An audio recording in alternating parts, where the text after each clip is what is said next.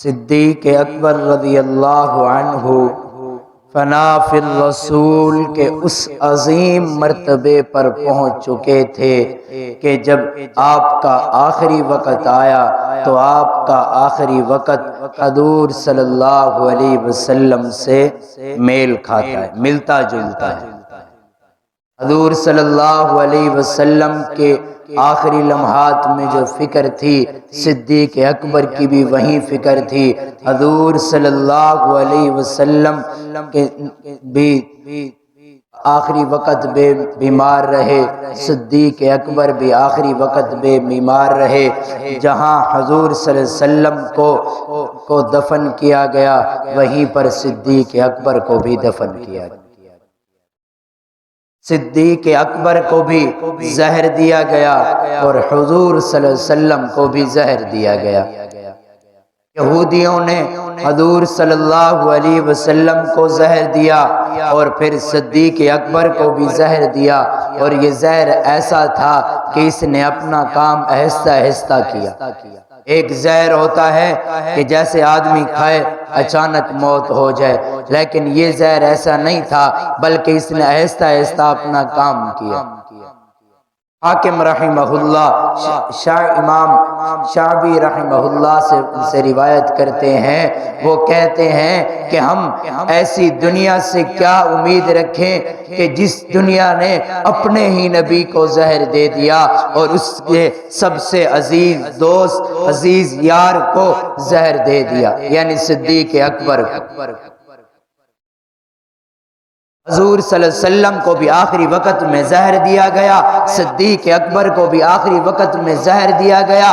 حضور صلی اللہ علیہ وسلم نے بھی 63 سال عمر پئی، صدیق اکبر نے بھی 63 سال عمر پئی۔ حضور صلی اللہ علیہ وسلم کی بیماری کا آغاز سر درد اور شدید بخار سے ہوا، صدیق اکبر کی بیماری کا آغاز بھی شدید سر درد اور بخار سے ہوا۔ حضور صلی اللہ علیہ وسلم بھی تقریباً 2 ہفتے بیمار رہے، صدیق اکبر بھی تقریباً 2 ہفتے بیمار رہے۔ حضور صلی اللہ علیہ وسلم کو بھی 3 کپڑوں میں کفن دیا گیا، صدیق اکبر کو بھی 3 کپڑوں میں دفن کیا گیا، اور جہاں حضور صلی اللہ علیہ وسلم کو دفن کیا گیا، وہیں پر صدیق اکبر کو دفن کیا گیا۔ یہ تھی محبوب اور محب کی محبت۔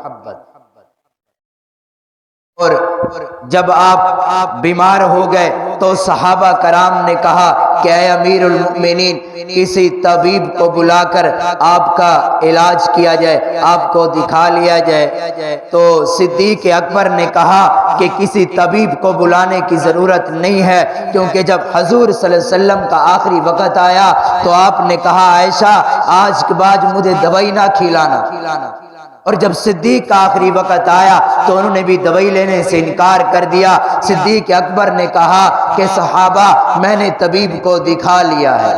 تو صحابہ نے پوچھا کہ اے امیر المؤمنین طبیب نے کیا کہا؟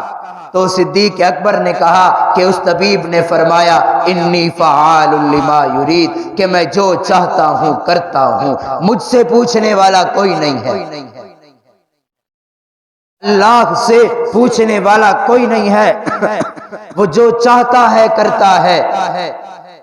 جب وہ فیصلہ کر لے تو پھر کوئی تدبیریں کام نہیں آتی۔ تم دنیا میں کام نکلوانے کے لیے مختلف وسیلے تیار کرتے ہو، ہیلے کرتے ہو، لیکن جب موت کا وقت آ جائے، جب اللہ تمہاری موت کا فیصلہ کر دے، پھر کوئی ہیلے کام نہیں آتے۔ صدیق اکبر اللہ کی رضا پر راضی تھے، اور دنیا میں ایک ہی یہ موت، یہ ایسا مسئلہ ہے جس میں کسی کا اختلاف نہیں ہے، سب اس میں متفق ہیں، چاہے مسلمان ہو، کافر ہو، مشرک ہو، یہودی ہو، عیسائی ہو، الغرض جس فرقے کا بھی شخص ہو، وہ اس موت سے انکار نہیں کر سکتا۔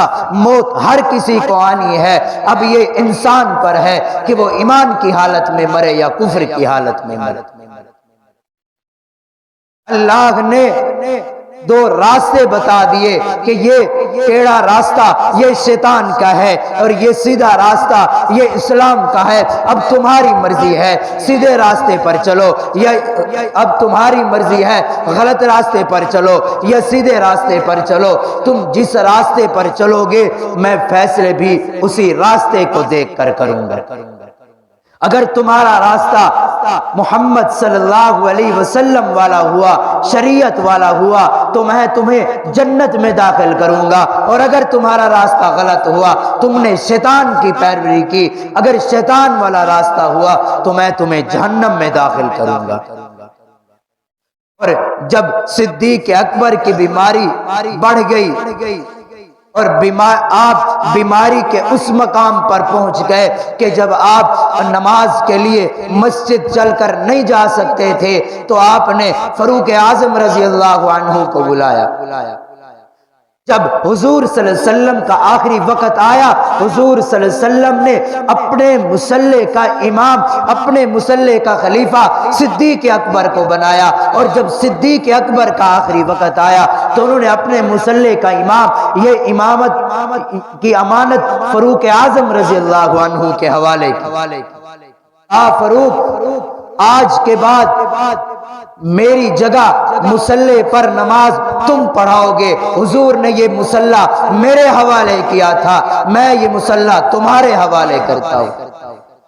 اور پھر جب صدیق فاروق اعظم رضی اللہ عنہ کو روانہ کیا، پھر عبد الرحمن بن عوف کو بلایا اور کہا عبد الرحمن میں اپنے بعد امیر المؤمنین فاروق اعظم رضی اللہ عنہ کو بنانا چاہتا ہوں، تمہارا کیا خیال ہے، کیا رائے ہے اس میں؟ تو عبد الرحمن بن عوف نے کہا کہ اے امیر المؤمنین، آپ جو فاروق اعظم رضی اللہ عنہ کے بارے میں رائے رکھتے ہیں وہ ان سے بھی کہیں اچھے ہیں، ان جیسا دنیا میں اور کوئی نہیں ہے۔ پھر ان کو بھیج دیا، حضرت عثمان غنی کو بلایا اور کہا عثمان تمہاری عمر کے بارے میں کیا رائے ہے؟ میں اسے اپنے بعد خلیفہ بنانا چاہتا ہوں، میں اپنے بعد اسے امیر المؤمنین بنانا چاہتا ہوں۔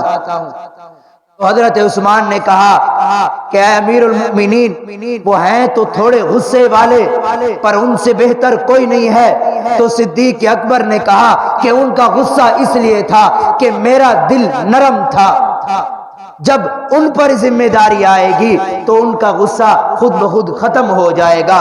تو معلوم ہوا کہ ذمہ داری آنے سے انسان اگر غصے والا ہو تو غصہ ختم ہو جاتا ہے، ذمہ داری انسان کو پوری طرح بدل دیتی ہے۔ اور صحابہ کو بلایا، ان سے مشورہ کیا، تمام صحابہ نے یہی کہا کہ اے امیر المؤمنین فاروق اعظم رضی اللہ عنہ سے بڑھ کر اخلاق میں اور عبادت میں، امانت میں اور کوئی نہیں ہے۔